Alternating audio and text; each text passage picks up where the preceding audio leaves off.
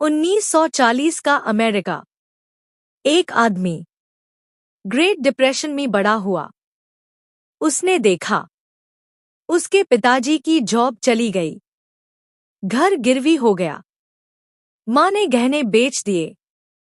उस दिन उसने डिसाइड किया, मैं कभी रिस्क नहीं लूंगा। वही बच्चा बड़ा होके बैंक में पैसा रखता है, एफडी करता है, इंश्योरेंस लेता है, सेफ गेम खेलता है। अब 1995 का अमेरिका देखो। एक लड़का टेक बूम के टाइम बड़ा हुआ।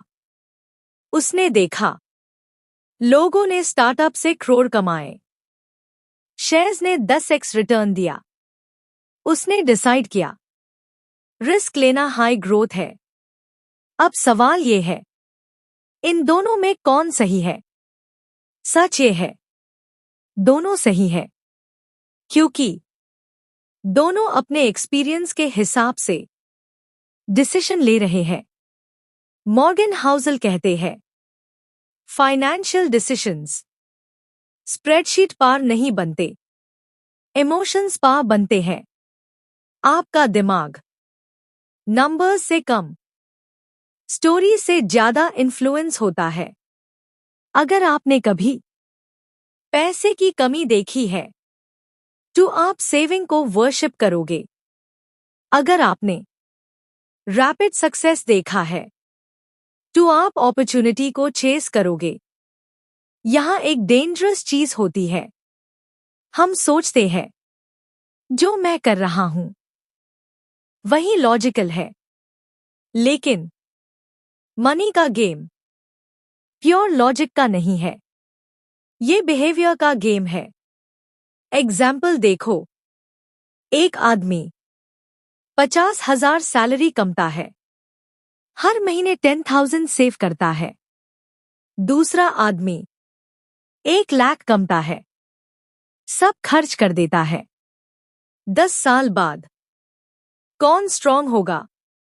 इनकम नहीं, बिहेवियर डिसाइड करेगा। इसीलिए रिच होना और वेल्दी होना अलग चीज है। रिच मतलब इनकम हाई, वेल्दी मतलब एक्सपेंसेस कंट्रोल में। और सबसे बड़ा लेसन, किसी के डिसीजन को जज मत करो। शायद उसका पास्ट आपसे अलग था, शायद उसने कुछ ऐसा देखा जो आपने कभी नहीं देखा। मनी में लोग क्रेजी नहीं होते, उनकी स्टोरी अलग होती है। आप अपनी लाइफ देखो, आपने पैसा के बारे में सबसे पहली मेमोरी क्या देखी थी? घर में टेंशन या फाइनेंशियल कंफर्ट? वही आपका मनी ब्लूप्रिंट है। और जब तक आप अपनी स्टोरी को समझोगे नहीं, तब तक आप अपने डिसीजंस को कंट्रोल नहीं कर पाओगे। चैप्टर 1 को मैसेज, मनी का गेम मैथ का नहीं, बिहेवियर का है। लोग क्रेजी नहीं होते, कॉन्टेक्स्ट अलग होता है। नेक्स्ट चैप्टर में हम बात करेंगे लक और रिस्क के बीच का डिफरेंस।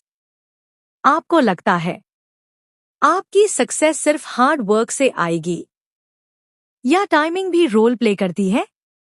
अगले चैप्टर में सच सामने आएगा।